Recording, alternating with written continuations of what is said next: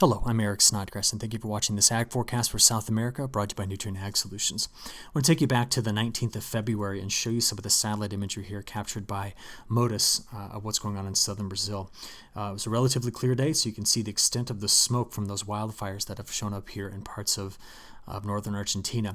Just a reminder that despite having better rains move through this area as of late, the longer-term drought conditions here have made this area very problematic in terms of the quality of the crop and the risk of these fires. In fact, I was just looking at this.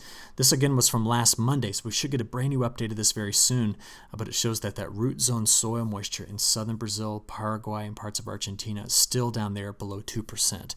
Now, what's important about this upcoming forecast is that those teleconnections we keep talking about, specifically the MJO, are starting to really show up quite well as we look out over the next 15 days. So this is what we've got. Heavier rains coming through Argentina.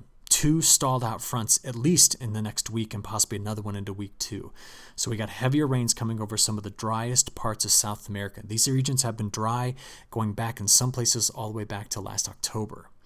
Where it's finally drier in the north now, from Mato Grosso, Bahia, Tocantins, Minas Gerais, Bahia, these regions had been very wet throughout much of this year. Now, what's going to be important about this is that if this doesn't last, we're going to answer that question, but if this doesn't last, this is going to be beneficial to 2 things. The first, where we currently sit on the planting of safrinha crop is about 68%. Okay, let's blow that up so you can see it.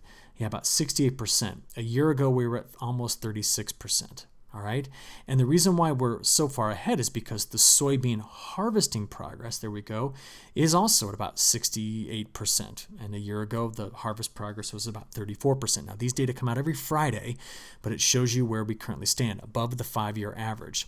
So when you look at this and you see drier conditions, I imagine that's going to allow for very rapid harvest and planting of the safrinha crop across the north. Now, this question we have to ask is this going to come back or stick around? And we're going to get to that in a second. Because right now, as I was looking at some satellite data today, let's just take you back through here. Just a really healthy monsoonal circulation. You see all the scattered convection here? This is very typical of this time of year, just storms blowing up in the afternoon heat. There's even storms in Paraguay, southern Brazil, and down in Argentina as well. So at this particular point before this transition happens, we can certainly see quite a bit of very healthy convection. But the transition that's about to occur is seen here first. What you're looking at here is the flow coming off of the intertropical convergence zone. So you see that it's coming in like this. But the air that's to the south here is drier, and it's not making that hard turn like we'd expect. And what we end up getting coming out of southern Brazil is a really strong southward wind, and guess what it's going to meet? There's a front right in through here. So later on this week, it's going to be the meeting of these 2 air masses that drives a lot of the precipitation in this area, and that's northern Argentina, southern Brazil, and Paraguay. So the monsoonal circulation weakens to the north, but we have strong fronts coming through the south. And one of the big reasons why the monsoonal circulation is going a bit weaker is actually seen by looking elsewhere around the world. You see the tropics right in through have very strong trade winds, but you see how they're slowing down right in this area? This is the region where we're getting our most rising motion. And what's happening right now is that La Nina, although it's fading, has got some strong trade winds in place right here, forcing the air to rise over this area. And this is primarily over MJO region, 4, 5, 6, maybe over into 7 eventually. Now, those strong trade winds, which are what we typically see when La Ninas are strengthening or at peak strength, I don't expect them to last forever. But right now, they're giving us, look right here where the reds meet the blues, best rising motion in this area. So, kind of a rare event, but the MJO is coming out of the Indian Ocean and moving into the maritime continental phases. That's north of Australia.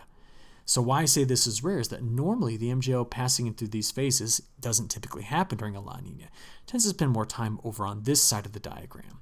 So what we're going to see is this, just another way of looking at it. Through the next few days here, looking out, just over the next couple of days, our best rising motion is going to be here. And a little while after that occurs, look what happens over this part of South America. About a week later, a lot of subsidence happening in this area. So if there's a lot of rising motion here, there tends to be more subsidence over here. And that's squarely in MJO phase 5. And we talked a lot about that. So watch the results. Let's go straight into the 12Z European model run today. Now, healthy convection at this point, lots of greens here. But what you're going to see as I play this through, getting out to the middle of the week, into Thursday, look at the front that's advancing down here. And as that front advances, you're going to start to see less green and more white showing up here as the monsoon begins to weaken. So what you see here is the front goes through, bringing in the precipitation. It's curled up right there. See it? And we see a weaker, more spotty setup on the monsoon farther to the north.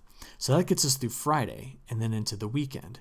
Now you notice this? When the moisture should be at its greatest, the monsoon should be really plowing ahead. We've got a lot of areas showing up drier here, but heavier rains, better rains I should say, to the south.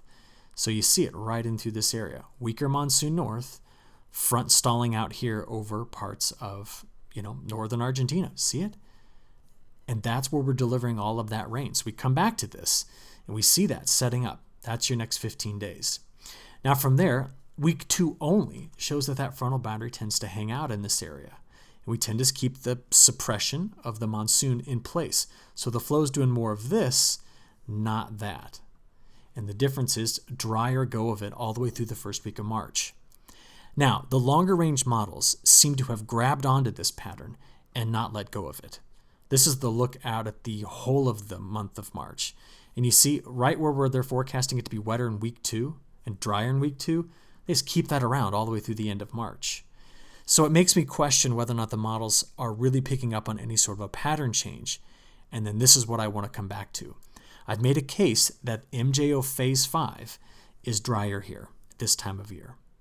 And if you look out there right now, let's just go back and take a look at it real quick. There it is. The MJO is coming through phase 5 to begin, or in February and begin March. Now it may take a while, but it could curl back around in a lot of different possibilities. But I'm concerned about when it comes back here again. Currently, if you just use what we call the spherical harmonics, which basically means watching the traditional pattern of the MJO, where it currently sits now over phase 5, see the greens here? We expect, look, subsidence to get back over here at some point in the month of April. Now, long story short, if that doesn't make sense, which is fine, it means that if the MJO circles back around at some point in April to phase 5, it would signify an early slowdown to the monsoon, which would stress the end of the safrinha crop for moisture. And that's the number one thing I'm going to be watching for South America. Well, that and the rains returning to southern Brazil and Argentina. We got to watch all this very carefully. It's going to be critical for the second half of the growing season, but I'll keep an eye on it and keep you posted, okay? Thanks.